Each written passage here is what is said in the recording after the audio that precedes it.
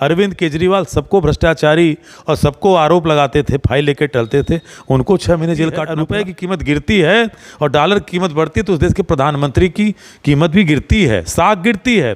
Trump परस्त मोदी सरकार है, झुकी और डरी हुई सरकार है। वो लोग बात करने लायक है किसी ने कि डेड बॉडी दे दीजिए? क्या वो लोग गलत हैं? क्या वो लोग भाजपा के विरोधी हैं क्या? अरे वो लोग तो कम से कम हिंदू हैं ना। चुनाव की प्रक्रिया समाप्त हो गई है, एग्जिट पोल भी आ चुके हैं। ज़्यादातर और अधिकतम एग्जिट पोल ने भारतीय जनता पार्टी की सरकार बनाने का दावा पेश किया है। तो हरियाणा में भी हालांकि एग्जिट पोल था जो कि गलत साबित हुआ था।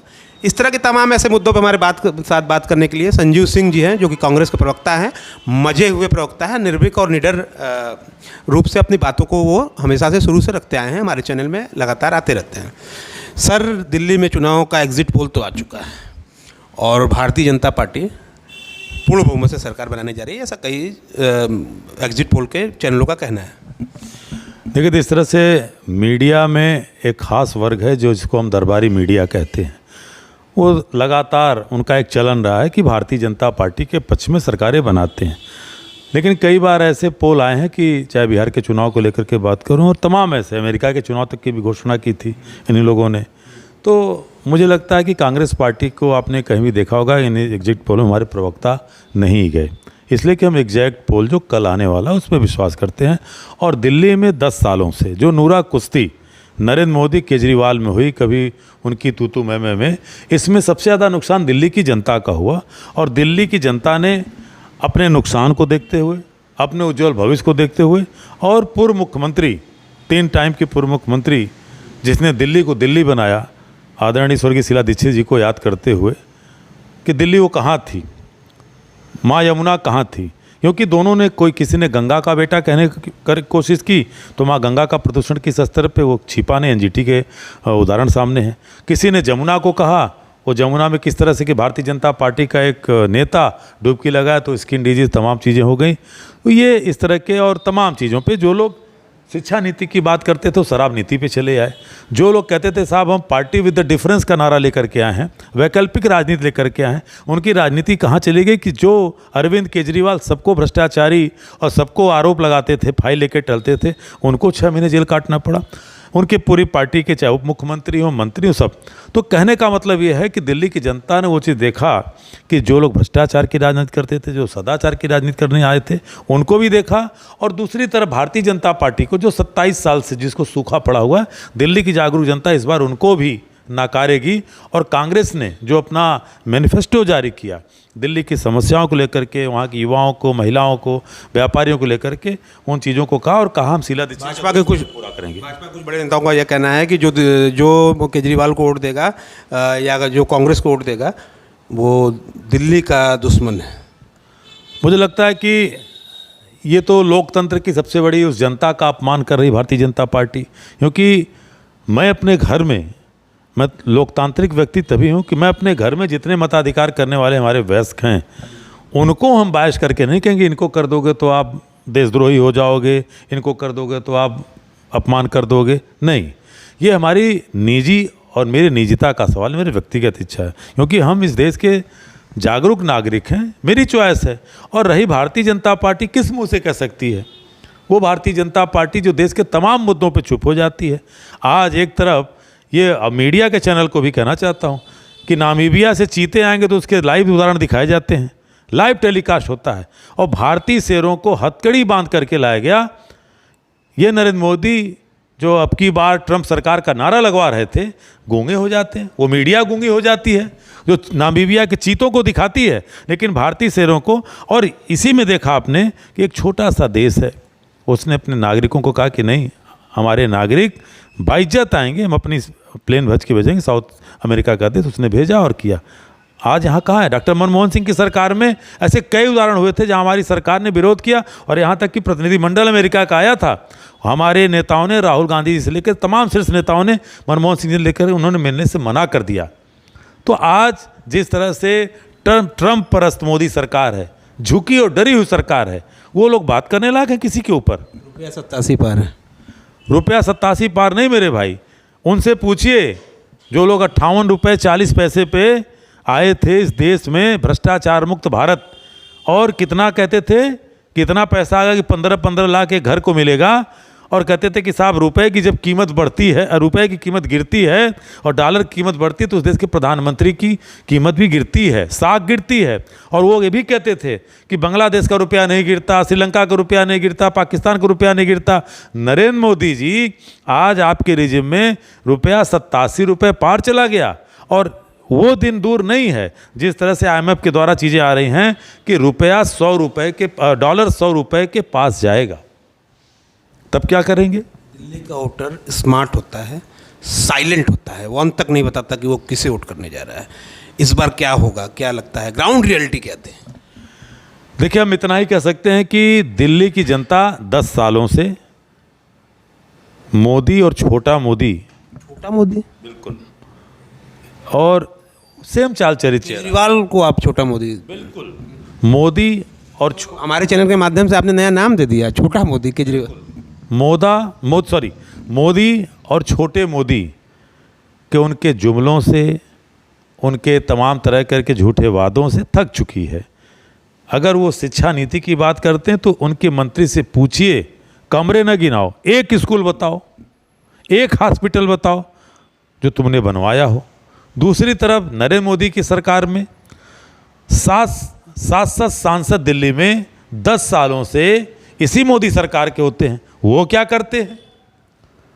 वो दंगे में शामिल होते हैं, वो भ्रष्टाचार में शामिल होते हैं, उनसे भी सवाल है। तो दिल्ली की जनता इसलिए ठगी गई कि एक तरफ केजरीवाल ने नारा दिया कि केंद्र में मोदी और राज्य में केजरीवाल। तो जब इन दोनों की नूरा कुश्ती में दिल्ली की जनता पिसी गई है, और इस बार दिल्ली की जनता कांग्रेस में विश्वास कर रही है। इसलिए विश्वास कर रही है कि कांग्रेस के पास सफल नेतृत्व है, कांग्रेस के पास सफल योजनाएं हैं। एग्जिट पोल्स के बड़े बड़े मैं देख रहा हूँ, कांग्रेस को 1 से 3 सीट दे रहे हैं। वो एग्जिट पोल की मजबूरी होगी। दिल्ली की जनता जागरूक है, दिल्ली की जनता अपना मत का प्रयोग कर चुकी है, और मुझे लगता है कि कल तक इंतज़ार करिए, अच्छे परिणाम आएंगे। एक बहुत बड़ा सवाल इसमें चल रहा है स्वामी अविमुक्तेश्वरानंद को लेकर के। कहा जा रहा है कि वो तो कांग्रेसी हैं, उनके गुरु भी कांग्रेसी थे, कांग्रेसी शंकराचार्य। इस तरह सनातन का ये अपमान नहीं लगता कि एक पार्टी से जोड़ा जा रहा है? एक शंकराचार्य को, जो कि धर्मगुरु होता है, सनातन का सबसे बड़ा धर्मगुरु, को एक पार्टी से जोड़ा जा रहा है। और 13 जूना अखाड़ों ने तो ये भी कहा, कुछ जूना अखाड़े ये कह रहे थे हम तो शंकराचार्य मानते ही नहीं। बहुत लोग हैं जो शंकराचार्य के खिलाफ इस समय लिख रहे हैं। मुझे लगता है कि भारतीय जनता पार्टी जब जब धर्म पे घिरती है तो ऐसे वो कगूरों को खड़ा करती है, घेरने की कोशिश करती है। और ये लोग किस तरह से बात करते हैं? जब यहाँ पे उत्तर प्रदेश में समाजवादी पार्टी की सरकार थी, माननीय अखिलेश यादव जी मुख्यमंत्री थे, तब इन्हीं के जो आज के मंत्री हैं, इनके स्वास्थ्य मंत्री हैं दया शंकर मिश्र उर्फ दयालु गुरु, तब गणेश भगवान का प्रतिमा का विसर्जन नहीं हो रहा था और वो प्रतिमा रोक दी गई थी, और उस प्रतिमा को रोके जाने के विरोध में पूरे भाजपाई खड़े थे यहाँ पे गोदौलिया चौराहे पे बनारस के, और यही अविमुक्तेश्वरानंद गए थे, वो भी साथ में थे, और उनको अखिलेश सरकार ने जमकर के लाठी चलवाई। तब क्या वो भाजपाई थे क्या? मुझे लगता है ये दयालु गुरु से पूछा जाना चाहिए, उन तमाम भाजपाइयों से पूछा जाना चाहिए जो उस समय उस आंदोलन में थे। तो मुझे लगता है कि एक संत, एक शंकराचार्य और एक जो धर्मगुरु है, अगर वो सच को सच नहीं बोलता, मानव हित में सच को सच नहीं बोलता, तो मुझे लगता है वो अधर्म का काम करता है। और अविमुक्तेश्वरानंद धर्म के रास्ते पे चल रहे। हम लोग ने सनातन में क्या सीखा कि धर्म की जय हो, अधर्म का नाश हो, प्राणियों में सद्भावना हो, विश्व में शांति हो। वही काम तो अविमुक्तेश्वरानंद कर रहे हैं, तो इसमें बुरा क्या लग रहा है? वो लगातार ये सवाल कर रहे हैं, योगी जी से इस्तीफे की मांग कर रहे हैं। कुंभ में जो भगदड़ मची उसको लेकर के कि इस्तीफे की मांग कर रहे हैं कि ऐसा मुख्यमंत्री जो 100 करोड़ की, उन्होंने कहा कि 100 करोड़ लोग आएंगे, 38 करोड़ के प्रेशर को नहीं झेल सका। देखिए, पहली बात कि मैं बार बार कहता हूं कि धर्म सत्ता पे बैठा हुआ व्यक्ति राज सत्ता का भागी नहीं हो सकता। योगी आदित्यनाथ ने पहली बार की पूरे तरह से सनातन धर्म को अधर्म में डाला। वो एक पीठाधीश्वर होकर के, संन्यास लोग जो होते हैं वो मतलब जीवन की मोह माया त्याग से उसको त्याग करके जाते हैं। योगी आदित्यनाथ जब राज सत्ता पे बैठे तो धर्म सत्ता के प्रभारी कैसे बनते हैं? और धर्म सत्ता ये कहती है कि आप एक पीठाधीश्वर होकर के अगर इतनी जाने जा रही हैं, लोग तड़प रहे हैं, कह रहे साहब हमें मुआवजा नहीं चाहिए, हमारे पिता की, हमारे बच्चे की, हमारे पति की, हमारी माँ की, हमारी पत्नी की डेड बॉडी दे दीजिए। क्या वो लोग गलत हैं? क्या क्या वो लोग भाजपा के विरोधी हैं क्या? अरे वो लोग तो कम से कम हिंदू हैं ना, मुसलमानों को आपने रोक दिया था, तो हिंदू हैं। और मुझे लगता है कि योगी आदित्यनाथ के अंदर तनिक भी नैतिकता होती, क्योंकि योगी आदित्यनाथ की भाषा में, शैली में हर जगह धर्म होता है, हर जगह हिंदू राष्ट्र की बात करते हैं। तो कम से कम आपके अंदर तनिक भी नैतिकता हो तो आप पद से हटो। आपके अंदर नैतिक आचरण नहीं। आज भी आग लग गई है कुंभ में, अभी सुबह की न्यूज़ देख रहा हूँ, और योगी आदित्यनाथ के रहते 19 जनवरी को भी आग लगी थी। तो कौन सी व्यवस्था भैया कि आप एक तरफ 30 करोड़ की व्यवस्था करते हो, फिर कहते हो 100 करोड़ की तैयारी है। भाई आपके घर में भी शादी होगी जितेंद्र जी, तो आप 500 कार्ड बांटेंगे तो 500 के लोगों की व्यवस्था करेंगे। 1000 लोग आ जाएंगे तो कहेंगे नहीं हमने तो बुलाया ही नहीं था। तो ये काम आदित्यनाथ योगी जी जो कर रहे हैं, इस पे उनको जवाब देते नहीं बनना है। और मुझे बार बार कहना है कि अगर सनातन धर्म, गौरक्ष पीठ की अगर तनिक भी सम्मान योगी आदित्यनाथ जी रखते हैं, तो आपका नैतिक दायित्व बनता है मानव हित में कि आप मुख्यमंत्री के पद से हटिए। इसलिए कि सत्ता का सुख लेने कोई सन्यासी नहीं जाता, वो जनता का सच्चा सेवक बनकर के सत्य की राह पर चलने के लिए, धर्म की राह पर चलने के लिए वो सत्ता का भोग करता है। आज वहाँ पे नहीं हो आप। आखिरी 2 सवाल सिर्फ बचे हैं, आप मजे हुए प्रवक्ता हैं। एक सवाल है जो देश भी जानना चाहता है, और मुक्तेश्वर जी का भी सवाल है ये, क्या अड़चनें आ रही हैं राष्ट्रमाता गाय को घोषित करने में?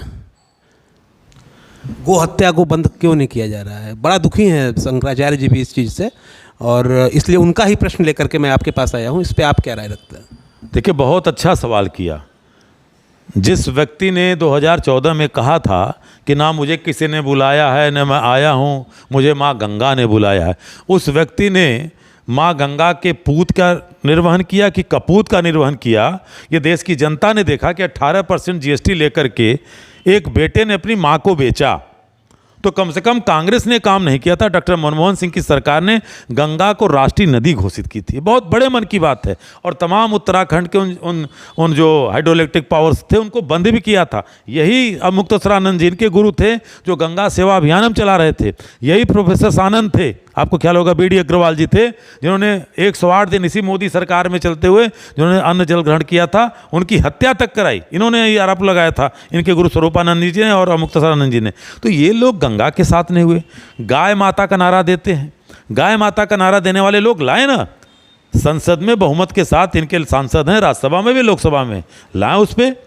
मुझे तो लगता है इस पर विधेयक लाना चाहिए, लेकिन नहीं लाएंगे। इसलिए नहीं लाएंगे कि फिर किरण रिजिजू क्या खाएंगे, मनोहर पर्रिकर गोवा में क्या खिलाएंगे, इनके कितने मंत्री हैं, कहें साहब हम खाएंगे क्या कर लेंगे। तो इस तरह से नहीं चलेगा कि उत्तर प्रदेश में गाय मम्मी और उसके बाद गोवा में यम्मी। ये भारतीय जनता पार्टी का नारा है।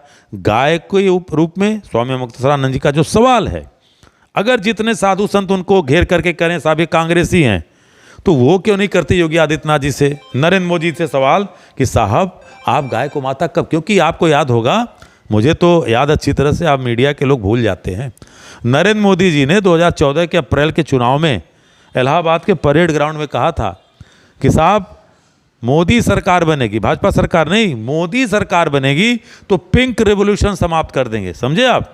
पिंक रेवोल्यूशन मतलब कि जो बीफ क्रांति थी, जो गोकसी हो रही थी, ब्राज़ील को भी इस समय इंडिया पछाड़ते हुए आ रहा है नज़र। जो ब्राज़ील उस समय नंबर 1 की कंट्री हुआ करता था, आज हिंदुस्तान उसको पीछे कर दिया है। तो बीफ क्रांति कहाँ पहुँची? नरेंद्र मोदी जी से पूछिए, योगी आदित्यनाथ से पूछिए कि साहब वो पिंक रेवोल्यूशन का क्या हुआ। तो इसलिए मुझे लगता है कि न ये भारत माता के सगे हैं और न गाय माता के सगे हैं, न गंगा माता के सगे हैं। और इन भाजपाइयों का चरित्र है, जिसको भी माँ कहा उसको ठगा। ये मैं आपके चैनल पे दावे के साथ कह रहा हूँ, हर जगह कहता हूँ। गंगा को माँ कहा, गंगा को बेचा, गाय को माता कहा, गाय को कटवाया। और भारत माता को तो खून के आंसू रो रही है, उनके ही बच्चों को मॉब लिंचिंग में मारा जा रहा है, पीटा जा रहा है, उनके ही बच्चे हथकड़ी लगा करके अमेरिका से भारत लाए जा रहे हैं, और तनिक भी शर्म नहीं है। तो किसके सगे हैं ये लोग? आखिरी सवाल, केजरीवाल अगर हार जाते हैं दिल्ली में अपने गढ़ में, जिन्हें उनका गढ़ कहा जाता है, क्या उनके राजनीतिक करियर पे कितना असर पड़ेगा इसका? देखिए, राजनीति में एक चीज़ जरूर है कि अगर एक मुख्यमंत्री की हार होती है और विधानसभा की, दिल्ली की विधानसभा में जहाँ से केजरीवाल लड़ रहे हैं, तो मुझे लगता है कि आम आदमी पार्टी का जो चारित्रिक दृश्य था वो समाप्त होता है। क्योंकि इसी केजरीवाल ने, जब इनके साथी अलग हो रहे थे, योगेंद्र यादव जी हों, वहाँ पे प्रशांत भूषण जी हों, आशुतोष जी तो बाद में गए, संतोष हेगड़े जी हों, तमाम लोग हैं।